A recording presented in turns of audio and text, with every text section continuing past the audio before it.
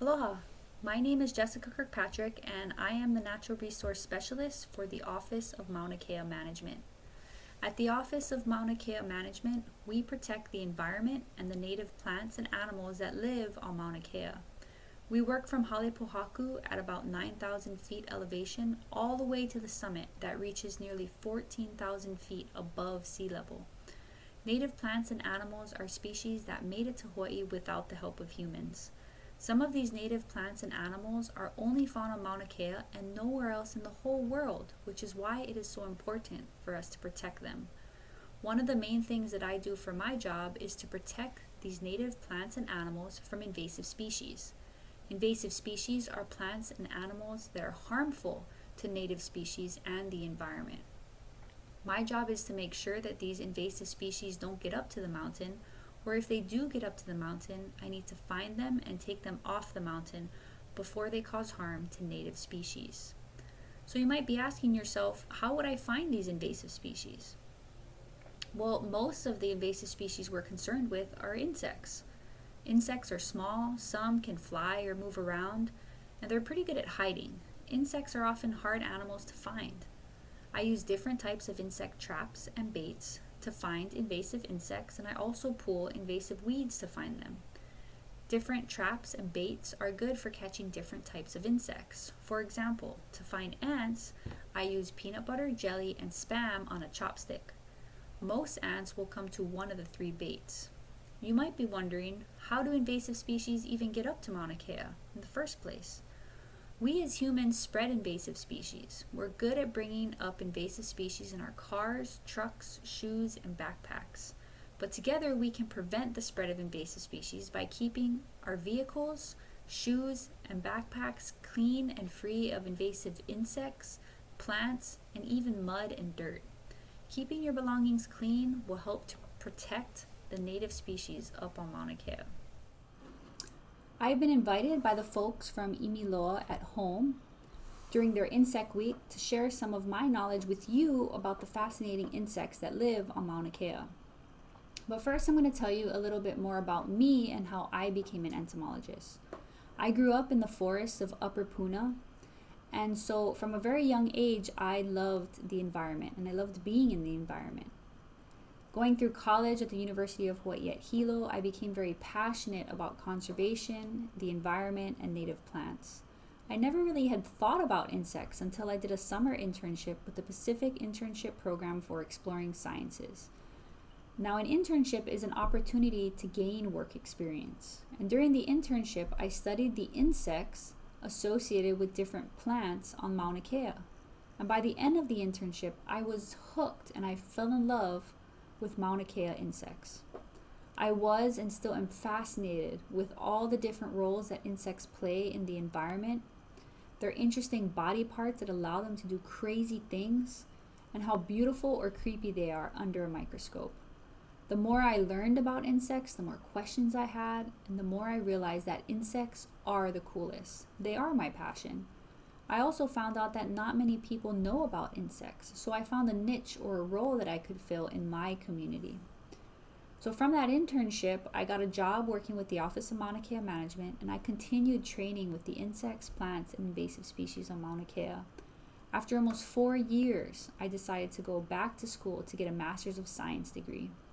But I never left Mauna Kea. I did my master's research on the vacu bug, which lives on the summit of Mauna Kea. And now I am back working for the Office of Mauna Kea Management again. I'm very blessed because I love my job and I love the Mauna and I love protecting the native plants and animals that live up there. Hi, Jessica. My first question is, where do vacuum bugs live? Liam. So vacu bugs, they live on the pu'u or the cinder cones on the summit of Mauna Kea. And they only are found on Mauna Kea and nowhere else in the whole world. But on those cinder cones, they actually live in the holes or the pukas of the cinders themselves, and they can move throughout the cinders to find a temperature that they like. Wow, it's really cold up there. How do they survive in the cold? You're right, it is really cold up there on the mountain, and it actually freezes almost every single night. Vacu bugs survive the cold by moving deeper into the cinders, which stays warmer at night than the surface of the cinder. And when it snows, vacu bugs become inactive. They slow down, they don't really eat or move around much, and they also have special proteins in their blood that makes it so that they don't freeze. And so vacuum bugs are actually well adapted to the cold temperatures on the mountain. Wow, Auntie Jessica, that's really cool. What do vacuum bugs do all day? On warm days, vacuum bugs eat, they clean their antenna, feet, and body, they sunbathe, and they search for a mate. But while they're doing all these different activities, they also need to stay alert and hide from predators like the Hawaiian wolf spider. On cold days, vacuum bugs are not very active. Wow, so what do vacuum bugs eat? Vacuum bugs eat dead and dying insects that blow up to the summit from lower elevations. Vacuum bugs actually rely on the cold mountain temperatures to kill their prey.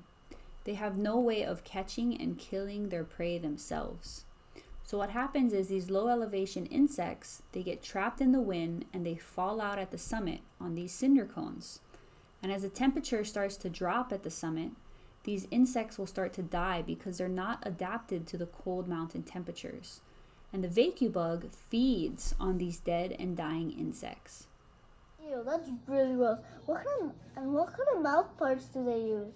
Vacuum bugs have what we call piercing, sucking mouth parts. These piercing, sucking mouth parts are found in all true bugs. So vacuum bugs are true bugs. And you can think of their mouth parts like a straw with a strong pointed tip. Their mouth part is so long that they actually fold it up under their body when they're not feeding. And when they're ready to feed, they unfold their mouth part and they stab into a dead or dying insect that they come across and they suck up their inside juices. You can tell when they're full because their belly, also known as an abdomen, gets fat. And what are some of the threats to vacuum bugs? Great question, Liam. So the number one threat to vacuum bugs are ants, specifically the Argentine ant. There are no ants at the summit of Mauna Kea, and we'd like to keep it that way because even though ants are small, they often live in large groups and could attack and eat vacuum bugs as well as other native species. Vacuum bugs have no way to defend themselves from something like ants.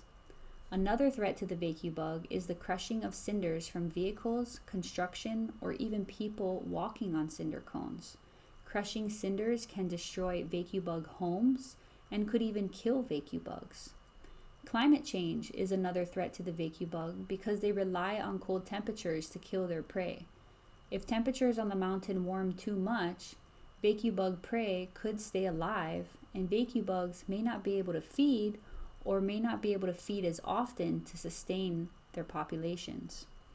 Vacuum bugs could instead become the prey of insects that they once preyed upon. Auntie Jessica, if you could be an insect, what insect would you be and why? I would probably want to be a moth that lives up on Mauna Kea and Mauna Loa. Its name is Agrotis helela. Helela in Hawaiian means to travel by day, and most moths in this family only fly at nighttime, but on Mauna Kea it's too cold to fly at night, so these moths only fly during the day. And I would want to be this insect because, for one, it flies around the upper elevations of Mauna Loa and Mauna Kea volcanoes, which are two of my favorite places to be. Secondly, they pollinate the endangered Mauna Kea silver sword, which is an amazing plant, and I would love to help contribute to their pollination. Thirdly, these are truly beautiful moths. They really are beautiful, and who wouldn't want to be a beautiful insect? And lastly, I love these insects. I think they really are fascinating, and so I think it would be pretty cool to be one of these moths. One of my favorite insects is the praying mantis. What about yours? Insects. Thanks for sharing, Liam. So my favorite insect is definitely the vacuum bug. I think it's one of the coolest insects, and I find it incredible that these little insects that are the size of a grain of rice can withstand the cold temperatures on the mountain. I've been working with vacuum bugs for over 7 years now, and so I've really grown to love them, and I actually look forward to seeing them. I will do everything that I can to protect these little insects for as long as I can, because in my eyes, Mauna Kea wouldn't be the same without them. Vacuum bugs will forever be in my heart, And I hope that after this interview, you'll find just a little bit of love for them too. That was really fascinating information, Jessica. Leah, what do you think about VQ bugs? That was pretty cool. Thank you for answering all my questions. Have fun saving the Thank VQ bugs. Mahalo out to Liam and Imiloa for the opportunity to participate in Imiloa at Home. I really had a great time, and I hope that you learned just a little bit more about some of the insects that live on Mauna Kea. If you have any other questions about animals, plants, or invasive species on Mauna Kea, please feel free to send my office an email at omkm@hawaii.edu. And mahalo nui to all the viewers. And please stay safe out there, all right? Take care, everyone. Aloha.